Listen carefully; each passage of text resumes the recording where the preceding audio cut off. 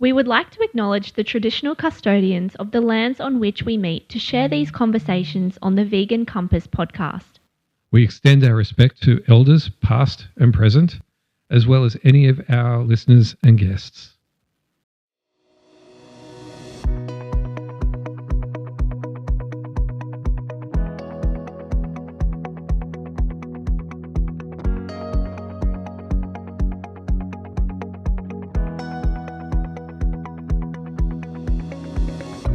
Hello and welcome to the Vegan Compass podcast, unveiling truths, inspiring change. We are your hosts, Rick Allport and Mackenzie Cross. From wherever you're listening, please be sure to like and subscribe to support this podcast. Now to the episode. Hello everyone and welcome to News of the Week on the Vegan Compass podcast. I'm Mackenzie Cross and joining me is my wonderful co-host Rick Allport. Thanks, Mackenzie. It's great to be here. As usual, we've got a packed episode for you all today, covering a wide range of stories. Some are pretty distressing animal welfare concerns, but others highlight encouraging developments for the movement. We tackle all aspects of animal rights and vegan news, shining a light on the brutal reality faced by so many sentient beings. But we also really want to keep the focus on maintaining hope for positive change. Stay with us, folks. There's a lot to unpack. We're excited to explore these stories with you. Welcome once again to the Vegan Compass podcast. So let's jump right into our first story. There's been a medical case where a man was discovered to have hundreds of tapeworm eggs in his body, specifically larval cysts from the pork tapeworm. He only found out about it after he fell and hurt his hip. Imagine getting an X-ray for a fracture and discovering you have tapeworms practically everywhere. It's pretty horrifying. The doctor who posted the X-ray explained that humans can become infected when they eat raw or undercooked pork. These larvae can travel through the bloodstream and lodge themselves in muscle tissue, and in some cases even the brain, causing dangerous conditions. The big takeaway here is that there is a direct link between the consumption of certain animal products and potential infections. This story underscores how serious it can get. And on that note, I think we can safely say no one ever gets tapeworms from tofu. Very true, Rick. Moving on to the state of Victoria and looking at how they're rolling out their very first cat management strategy. It's aimed at improving the health and well-being of domestic cats, while also protecting native wildlife populations that can be impacted by growing cat numbers. That's right. The plan focuses on responsible guardianship, things like desexing, registration, and better education. It also tackles the tricky question of unowned or semi-owned cats, which shelters often find make up the majority of their intake. The idea is to promote full and responsible ownership and boost programs that capture, dissex, and then rehome these cats. It's great in theory to set out to rehome all stray cats, but in a cost of living crisis where Australians are struggling to find pet-friendly rentals or afford to look after their animal companions, this is just not realistic. And that's where TNR, Trap, Neuter and Release, comes in. Around the globe, TNR has proved to be a far better method for controlling free-living cat populations. It's more humane and has a lasting impact on reducing numbers without subjecting cats to unnecessary euthanasia or blocking up rescue organisations with cats that they struggle to find homes for. Exactly. Now, the report mentions feral cat management, but it's crucial to remember that simply killing so-called feral cats is not a valid or effective solution. We've seen again and again how these programs fail across Australia, and not to mention how inhumane they are. On an individual level, we have to look after our animal companions responsibly. That means ensuring they're microchipped, desexed, and kept indoors, and we need strong consequences for people who abandon or dump cats. Absolutely. We'd argue for hefty fines and even jail time for those caught dumping cats. It's a serious act of cruelty and neglect. These are sentient beings who depend on us for their welfare, and they deserve better than to be cast out and left to fend for themselves. By taking a responsible, proven approach like TNR and community education, we can better protect our native wildlife, keep cats healthier, and ensure our shelters aren't overburdened. This new strategy in Victoria seems like a big step in the right direction, but more humane initiatives need to be implemented across Australia for so-called feral cats. Now we turn to Western Australia, where the debate around live sheep export has once again heated up in the lead-up to the federal election. It looks like industry lobbyists are planning to ramp up their campaign to expand exports to new markets, including Morocco.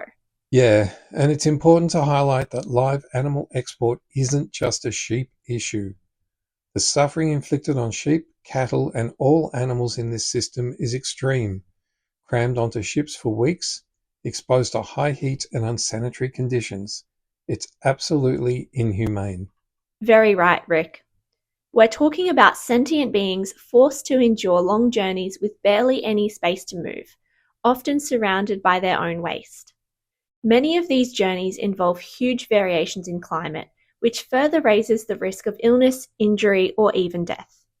And let's be perfectly clear, this is a broken industry that desperately needs to be shut down, not just for sheep, but for all animals. There's a reason we've seen repeated pushes to phase out live export. The cruelty is off the charts, and the justification for it grows weaker by the day. Ultimately, the industry's attempts to expand live export into new regions like West Africa only underscore how profit-driven and uncompassionate it is. We should be focusing on policies that protect animals, as well as sustainable markets that don't depend on live shipments. With so much evidence of cruelty and suffering in live export, it's time to recognise that ending this industry altogether is the moral choice. All animals, not just sheep, deserve protection from these shocking conditions. If you would like more information on Australia's live export industry, check out episode 15, where we take a deep dive on this topic with Katrina Love. Next up, we're discussing a study showing that replacing meat with plant-based meat alternatives can lead to some pretty significant health benefits, namely reducing total and LDL or bad cholesterol, and even shedding a little bit of weight. This is the first systematic review and meta-analysis to focus on these commercial meat analogues that replicate the taste and texture of animal meat. And what's fascinating about this research is that even over a relatively short period, as little as a week, people saw improvements in their cholesterol levels. Often these vegan meat alternatives are touted by critics as processed foods to be avoided, but this study has really debunked that. Absolutely. When we talk about shifting towards a plant-based diet, it's not just about cutting out animal products for ethical reasons. Though that's huge, it can also make a meaningful impact on our health. And if the entire world embraced a plant-predominant lifestyle, we'd likely see a dramatic reduction in chronic conditions like heart disease and obesity, along with lower healthcare costs and a lighter environmental footprint. Exactly. These meat alternatives can be a stepping stone for anyone not yet ready to give up the meaty experience. But ultimately, if everyone chose a fully vegan approach, we'd be talking about an enormous surge in public health benefits, on top of significantly reducing the suffering of animals and environmental harm. So the data are piling up. When we replace meat with plant-based options, our bodies and the planet both come out on top. And if 1 week can help with cholesterol levels, imagine what a lifetime or a whole world of eating this way could do. Carrying on from this discussion, our next story is more proof that veganism is the way forward. We're seeing incredible innovation in the sector, like a Berlin-based startup company called Project Eden, which just raised $15.6 million to scale up a new form of ultra-realistic vegan meat. I find it so interesting that they've taken tech inspiration from the textile industry, using a spinneret to produce plant protein fibers that mimic animal muscle fibers. Talk about breaking new ground. These folks have backgrounds in fashion and textile engineering, which is not something we usually see in food production. And their ham alternative, made from wheat, pea and fava bean proteins, is set to hit major German retailer REWE in 2025. According to Project Eden, it's not just about taste and texture, it's about reducing greenhouse gas emissions by as much as 20 kilograms of CO2 per kilo of product. That's massive when you think about the global push to slash emissions. So if anyone still doubts the potential of vegan alternatives, stories like this highlight just how quickly these innovations are scaling up. This is exactly what we need if we're going to liberate animals and leave future generations a livable and sustainable planet. Absolutely. With every new technology and investment round, plant-based meats become more accessible, more realistic, and more attractive for everyday consumers. This is yet another sign that veganism and plant-based living overall is the future for planet Earth. Our next story shines a spotlight on the devastating consequences of fishing, specifically the use of opera house nets, which have been killing platypuses in alarming numbers across Australia. Several states have banned these traps, but Queensland still allows them, and that's been called morally outrageous by advocates trying to protect this unique species. And as we focus on the sheer brutality of these devices, it's a good moment to reflect on the fact that all forms of fishing involve inherent cruelty. Whether we're talking about nets, lines, or traps, it's the direct capture and suffering of sentient beings. Opera house nets are particularly devastating because air-breathing mammals like platypuses can't escape once they enter. What's really shocking is how long these issues have been on the table without sufficient action. Victoria banned these nets in 2019 and platypus deaths dropped tenfold, but Queensland regulators have been dragging their feet, even with evidence piling up that these nets drown these beloved creatures. Platypus are already under threat due to habitat destruction and invasive species, yet we're adding this lethal hazard on top of it all. We need to end these deadly nets everywhere, especially considering that some experts believe the actual platypus death toll is far higher than what's officially reported. And the bigger picture is that fishing in any form subjects sentient beings to harm. Banning opera house nets is a good start, but it's not the whole solution. In short, these traps represent just one example of how fishing practices can wreak havoc on animals and the environment. Australia's platypus populations are already in decline, so if we don't address these inhumane methods and acknowledge that fishing at large is fundamentally cruel, we risk losing yet another iconic species. It's time for more decisive action to protect the platypus and indeed all marine and freshwater life. Our next story looks at the frog meat industry in Vietnam, where undercover investigations by PETA have revealed appalling abuse. Rick, this is a particularly tough story for me as frogs are my absolute favourite animal. Workers there are reportedly skinning and dismembering fully conscious frogs, despite local laws requiring humane treatment of livestock. It's absolutely horrendous to imagine the suffering these sentient beings endure. And the really tragic part is that it's not just happening in Vietnam. Frogs are being brutalized all over the world, whether they're wild caught or farmed. Investigations in Indonesia have exposed similar cruelties, and many Western countries import huge quantities of frog meat, fueling this global market. Exactly. Frogs are sentient beings, and like all animals, they feel pain and fear. This horrific treatment is truly indefensible wherever it occurs. And unfortunately, these abuses aren't isolated incidents. They're embedded in a system that views animals as commodities rather than living creatures. That's right. The fact that frogs' legs are popular in certain cuisines around the globe means we have a worldwide issue of demand driving cruel practices. If you care about ending this suffering, the simplest solution is to go vegan and opt out of the entire cycle of exploitation. Yes, replacing frog meat or any other animal product with plant-based alternatives could make an enormous difference. Whether it's Vietnam, Indonesia, or anywhere else, we have a responsibility to acknowledge the suffering of frogs and take concrete steps to end it. Our next story focuses on the detection of a new strain of avian flu, H5N9, on a duck farm in California, along with a human case in the UK. This raises serious questions about whether we're on the brink of another potential pandemic. These highly pathogenic bird flu strains have been circulating in poultry for some time, and the concerning part is how easily viruses like these can emerge and mutate in overcrowded, stressful conditions. Right. We've seen this pattern before. Anytime animals are packed together and treated like commodities, especially in industrial settings, the conditions become a perfect breeding ground for dangerous pathogens. Whether it's pigs, cows, chickens, or ducks, the same crowded, unsanitary environments that facilitate the spread of disease among animals can eventually allow those diseases to jump to humans. Precisely. Animal agriculture, as it functions in so many parts of the world, is a ticking time bomb when it comes to zoonotic diseases.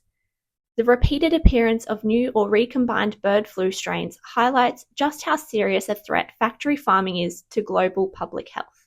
More animals in tight quarters, more viruses circulating, more risk of mutation, and the next big pandemic is always a possibility. That's why we need to question the entire model of industrial animal farming.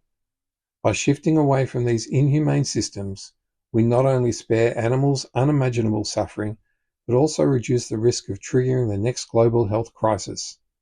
And of course, going vegan is the surest way to avoid supporting the very industry that's fueling these zoonotic outbreaks. Exactly. Choosing plant-based alternatives isn't just an ethical issue anymore. It's about safeguarding our own future. With each new strain of bird flu, we're reminded of the serious danger posed by intensive animal farming. We can do better for the animals and ourselves by moving towards more ethical, sustainable food systems. All right, the next story is a tough one. This time it's about the Kopi Luwak coffee trade in Indonesia, which has once again come under fire due to shocking undercover footage. Basically, civet cats, known locally as luwaks, are crammed into tiny cages, malnourished and suffering from infections, all so we can have a novelty cup of coffee. That's right. The reality is that this industry is horribly cruel and totally unnecessary. You can get coffee that's 100% cruelty-free, so there's no reason to support something that causes extreme suffering. The PETA investigation showed us animals with open wounds, balding patches, and even zoochosis, a stress-induced mental condition caused by extreme confinement. And for what? To collect partially digested coffee cherries out of their feces and sell it at a premium price. Some stores have stopped selling Kopi Luwak because of these welfare concerns. Big names like Harrods still carry it, claiming their beans come from wild civet cats. PETA's footage suggests that the so-called wild sourcing is often misleading because it's nearly impossible to gather enough beans from actual wild animals without resorting to captivity. Exactly.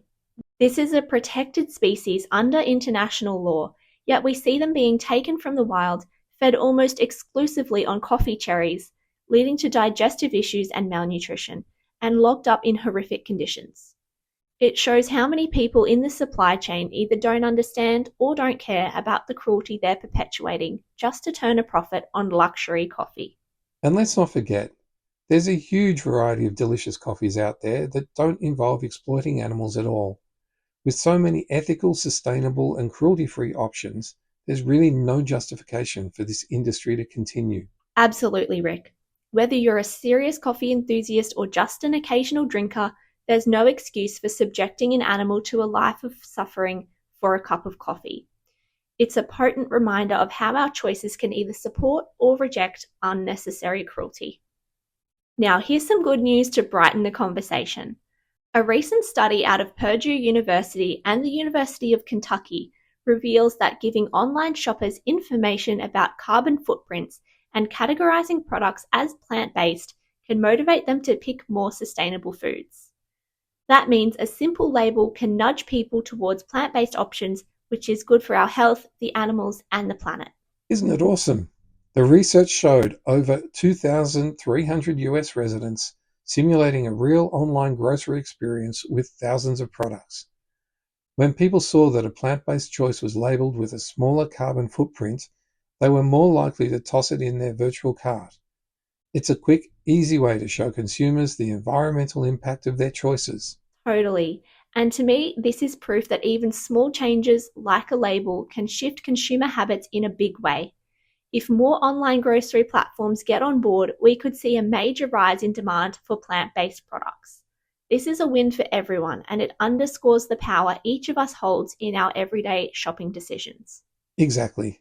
It's just one more sign that making ethical and eco-friendly choices doesn't have to be complicated, whether you're new to the plant-based scene or a seasoned vegan. These carbon footprint labels help guide us all toward healthier and kinder and more sustainable options. Let's hope more retailers start rolling them out soon. And finally, we've saved the very best story for last. It's a heartwarming conservation success tale. A tiny pouch-carrying marsupial called the brush-tailed bettong, or woylie, is bouncing back from the brink of extinction in Australia. Conservationists have installed huge fences to keep out introduced predators, restored important habitat, and reintroduced nearly 200 of these little guys into the wild. Once widespread across mainland Australia, the brush-tailed bettong saw its numbers decimated by predation from introduced cats and foxes, not to mention habitat destruction. But thanks to the dedicated work of the Mana Bangara project and the invaluable guidance from the area's indigenous people, these tiny burrowing mini kangaroos are thriving again. The soil turning they do as they forage helps the entire ecosystem, and we're already seeing new babies popping up in their pouches.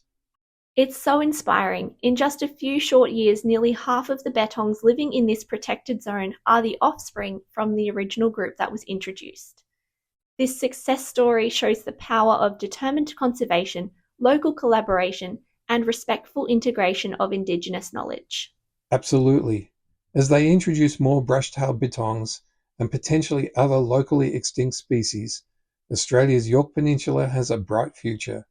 And this isn't just good news for these adorable marsupials, it's great for the environment, local communities, and even ecotourism. It's living proof that with enough dedication, we can restore vital parts of our planet's biodiversity. And that brings us to the end of this week's episode of the Vegan Compass podcast. We've covered everything from shocking tales of disease linked to animal products to cutting-edge plant-based food innovations, and even the heartwarming comeback of the brush-tailed bettong. It's been a packed show, reminding us of both the cruelty embedded in so many aspects of animal agriculture and the wonderful strides being made toward a more compassionate, sustainable future. As animal rights activists, it can be hard to hear about these injustices week after week, but we've also shared uplifting news stories that show progress is real and ongoing. Each win, whether a new vegan innovation or a species saved from extinction, helps fuel our movement forward. So if you're feeling outraged, saddened, or even a bit overwhelmed, remember there's genuine hope on the horizon. Every choice we make, every campaign we support, pushes us closer to a world where no sentient being has to suffer. Thank you for tuning in and standing beside us in this fight for animal rights. Stay strong, stay positive, and let's continue our collective journey toward a completely vegan world. We'll see you next time. Absolutely. Keep spreading kindness and take care, everyone. See you soon. Thanks for listening to the Vegan Compass podcast, unveiling truths, inspiring change. Be sure to follow us on social media at @thevegancompass_podcast. See you next time.